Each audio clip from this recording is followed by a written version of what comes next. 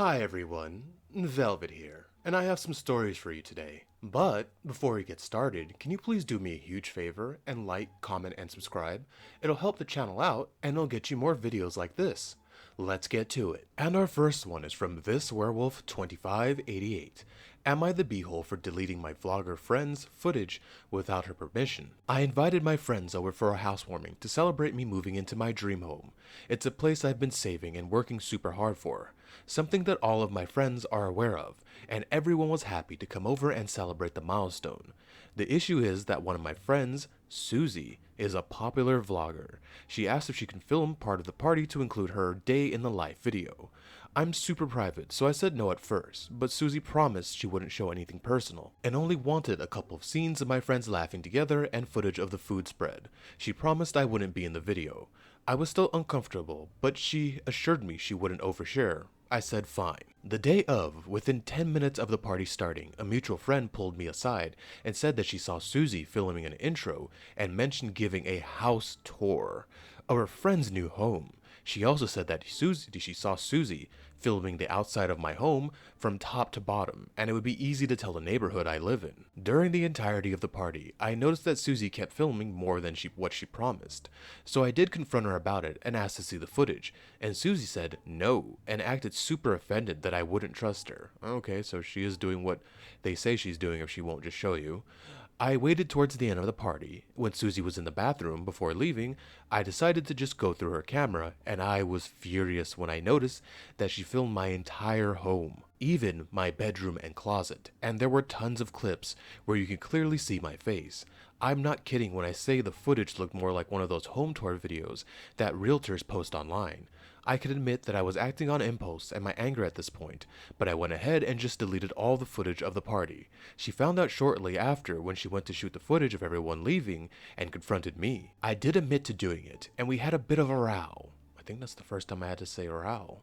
Until I just kicked her out. Most of my friends are understanding and on my side, but they say that I shouldn't have gone and deleted the footage myself. I personally felt that I did it the nice way of asking Susie directly first, but she was being so obstinate that I had no choice. The drama's been spreading around now with mixed reactions, so I wanted another opinion in case I really was the beehole. No, OP, no, you're not the beehole. That was gross. She was showing everybody basically where you lived, and if people wanted to come and do you harm, or because people on the internet are crazy, some will just find you to mess with you. They know exactly what the interiors of the house looks like, so if they decide to enter your domicile, they know exactly where to go to get to your bedroom. And I assume she showed them important things. I assume you're gonna have nice things in your bedroom like jewelry and electronics and stuff throughout your house.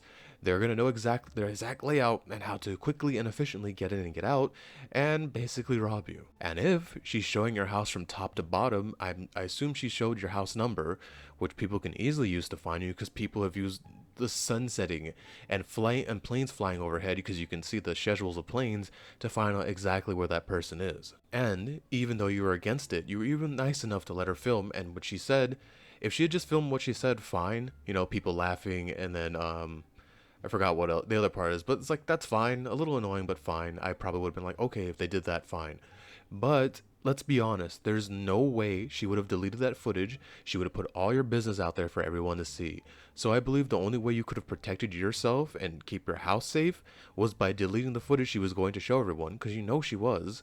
So P, no, you're not the beehole, and that's a terrible friend. Don't invite her to anything, and I would just stop dealing with her. And the people not on your side, because this is an obvious one. Hey, you don't show people's, personal living place like that for the entirety of the internet to see. So no, P, no, not the beehole, and just start getting rid of those people, because that's not your friend if she was willing to put you in that sort of danger just for her little vlog thing online. OP, not the beehole. And our next one comes from Salty Silver Salmon. Am I the beehole for not carrying on my late grandfather's support, even though I received his inheritance? Not in the US. My 21-year-old female grandfather recently passed and left me all his assets. My mother was his only child, and when my parents passed in a car accident, when I was 17, he became my guardian. I was studying abroad in school, so there was no big change in my living arrangement. I spent one summer with him before going to university. The last time I saw him was this new year. The thing is, my grandfather has never been close to my family. He and my grandmother were never married, and my mom grew up without a grandmother. He did attend big events in her life, like graduation and wedding, and my birth, but I saw him for like a week every couple years. My mother knew very little about her personal family, except that grandfather had two half siblings that she had met a few times in her life. I have never met any of them. My grandfather left behind some properties and money. When I looked into it, he had been letting some children of his nieces and nephews stay for roughly $100 a month in his places. Wow, that's a really good deal. He had also set up his bank account to deposit a relatively small amount of money every month to a few older family members. I asked my lawyer to take care of evicting these people and stop the monthly allowance. The extended family now reached out to me, claiming that grandfather has promised he would help them out until they're back on their feet. Okay, that's his deal, you're not your grandfather. And that as I received his inheritance, it's only right that I carry on his intuition, his intention. They asked me for another year, and then they'll stop seeking my support anymore. I know these people are my relatives by blood, but I don't know any of them, nor do I want the hassle of waiting a year for their convenience. I'm not struggling financially as I have a full scholarship, my parents' assets and life insurance money, and I'm studying in a field that would lead to a relatively well-paying job. Am I the beehole for cutting the support? As far as I'm concerned, no P, no you're not the beehole. I know I looked in the comments and saying some people were saying you were. No, you're not. That's not your deal with them. You don't know those people. Basically, right now you inherited a bunch of things with some squatters living in it. So yes, you should get them evicted. And that's how does that benefit you in any way? Here's $100, strangers I don't know and don't have no relationship with. And besides, those are your properties now. You're free to do whatever you want with them. Sell them, keep them, live in them. I don't know, alternate live through them. I don't know, whatever you want. And I love how they come to you, a stranger who you would have no relationship with, and like, can you please continue the deal that another person had with us? That's not your deal. That's not your problem, OP. I would do the same thing. I would kick him out and looking into what properties to keep, what properties to sell, because I don't think I'd be able to upkeep all of them, you know? So, OP, not the beehole. Kick them out. You don't know those people. Those are squatters. And our final one comes from Cheval Blanc, 1947. Am I the beehole for telling my fiancé he can't buy his dream wedding gift? As you would imagine, my fiancé and I are getting married soon. We both do quite well financially. He makes around 5% more than me. Have been living in a house we bought together around 2 years ago, and share all our finances. My husband is very interested in a wine and regularly adds it to his collection, his tastings with friends, and reads about wine/wine history. I'm not at all against this hobby and sometimes very high spending, since I somewhat do enjoy it too. But his most recent request is going beyond the cross line for me. One of his wine dreams is to have this certain special bottle of champagne he's dreamed of for his wedding day. I'm not at all against him sharing a special bottle of wine with me during our reception. The only problem is that his dream champagne bottle is $26,000. What? Yo, that's like the price of a car, a really nice car. It will be a Magnum bottle, 1.5 liters instead of 750 milliliters. But still, that's beyond freaking insane. He thinks I'm being unreasonable by absolutely not allowing him to buy it since it's his dream. We can easily afford it. Definitely not completely true at all, and I'll be enjoying it as well. Am I the beehole?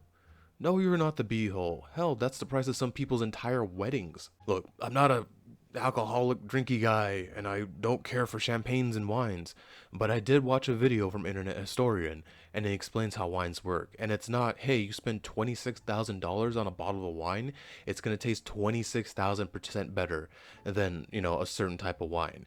There's a cutoff. I think it's like 40, $60 when you spend on a wine and that's it. After that, the more you spend is just like on bottles and just gloating because it's all kind of the same quality after that certain amount of money. So I'm going to say no, P. No, you're not the beehole. You can buy something really nice and really that will last you years for $26,000. Like I said, a brand new nice car. So OP, you're not the beehole. He's crazy. I can't.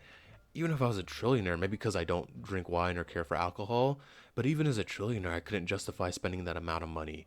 So, P, no, not the beehole. Don't let him do that. Don't waste money like that. You could put that towards your really nice honeymoon. I think if you went to like a nice all-inclusive resort, you'd spend less money. You wouldn't. I don't even think you'd spend $26,000. Maybe like what, 5K, 7K, something like that. No, OP, not the beehole. Don't let him do that. What a waste of money. Thank you for making it to the end of the video with me. And can you please do what I said in the beginning?